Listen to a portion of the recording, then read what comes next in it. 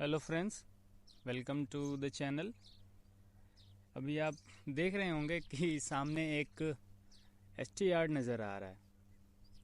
C S T yard में अपने पास बहुत सारे कंपोनेंट्स होते हैं जिसको कि एक ऑपरेशन एंड मेंटेनेंस में हम इनकी जानकारी रखना हमारे लिए बहुत ज़रूरी होता है। जिसमें कि कभी भी कोई एक नॉर्मल बंदा काम नहीं कर सकता है जो कि जिसको कि नॉलेज ना हो प्रॉपर। तो मैं बता दूं कि इस एस टी यार्ड में ये जो आपको नज़र आ रहा है, इसमें ये 33 केवी की लाइन है। तो मामूली सी बात है कि 33 केवी पे लाइन पे काम करने के लिए आपको एक एक्सपीरियंस बंदा ही चाहिए, एक्सपीरियंस पर्सन चाहिए। अगर आप इसमें कोई फ्रेशर बंदा डाल देते हैं काम करने के लिए तो काफ़ी गलतियां करेगा, भूल चूक करेगा और इसकी आपको मतलब बहुत भारी रकम चुकानी पड़ सकती है। देख सकते हैं कि ये अपने एसटी पोल पे अपने ये सीटी और पीटी के कनेक्शंस हुए पड़े हैं। ये सामने आपको आइसोलेटर नज़र आ रहा होगा। इन सब कंपोनेंट्स के बारे में एक एक करके हम देखेंगे। सबसे पहले हम बात कर लेते हैं ये ट्रांसफार्मर की। ये ट्रांसफार्मर है अपना 33/800, 33,000/800 का ये ट्रांसफार्मर है। और हमारे जनरेशन एंड पे ये हम रखते हैं इसको स्टेप अप करने के लिए। तो 33 केवी 800 स्टेप अप ट्रांसफार्मर है ये। इसके वायरिंग के बारे में बात कर ली जाए तो ये स्टार डेल्टा कनेक्शन इनके इंटरनल वायरिंग की होती है। एच वी साइड में स्टार होता है और एल वी साइड में डेल्टा होता है।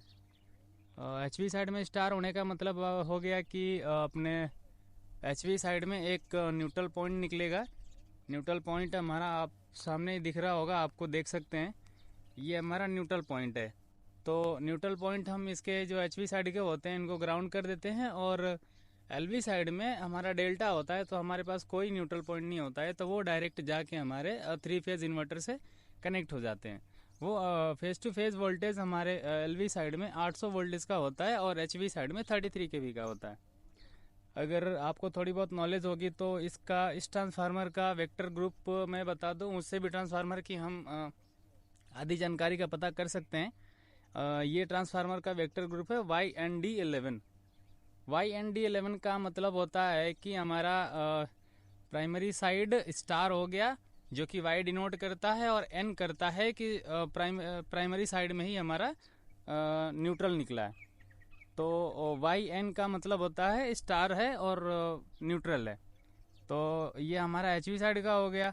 और डी का मतलब होता है सेकेंडरी वाइडिंग, डी हो गई। और वो डी का डिनोट करता है कि सेकेंडरी वाइडिंग डेल्टा है।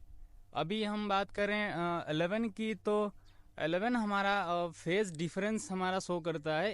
अपने जैसे कि अगर हम बात करें इसके फेज डिफरेंस का, एक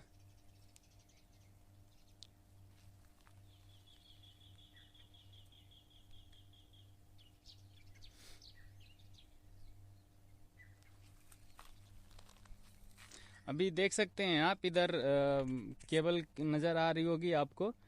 ये केबल जो अपने फ्यूज़ से जाके लगी है, ये फ्यूज़ की रेटिंग हम एज़ पर ट्रांसफार्मर की ओवर करंट के हिसाब से हम सिलेक्शन करते हैं। ट्रांसफार्मर की एचवी करंट क्या है, उससे उसी के अकॉर्डिंग हम इस फ्यूज़ का सिलेक्शन करते हैं। अगर किसी भी कंडीशन में ये फ्यूज़ अगर हमारी सिलेक्शन में गलती होती है तो हो सकता है कल को ये ट्रांसफार्मर अपना जल भी सकता है।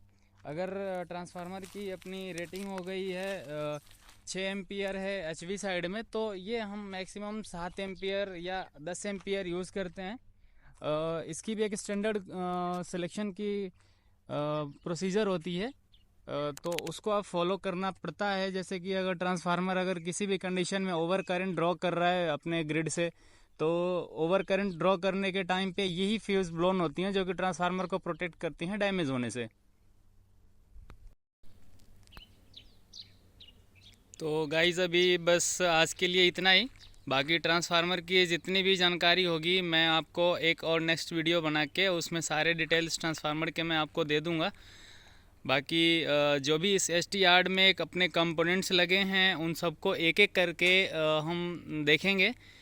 जैसे कि अभी ये सीटी हो गई, इसका काम क्या है, पीटी है अपने, इसका काम क्या है, जो कंडक्टर लगे हैं, कंडक्टर कैसे यूज़ होते हैं, कैसे सिलेक्शन होती है, कौन से क्वालिटी के हैं, कौन से टाइप के हैं, तो ये सब सारे होते हैं। इंसुलेटर है, इंसुलेटर की बियरिंग कैपेसिटी क्या है, वोल्टेज बियरिंग, आइसोलेटर है, आइसोलेटर को हमें मेंटेन करना चाहिए, मेंटेन कैसे करना चाहिए, क्या क्या करते हैं उसके मेंटेनेंस में।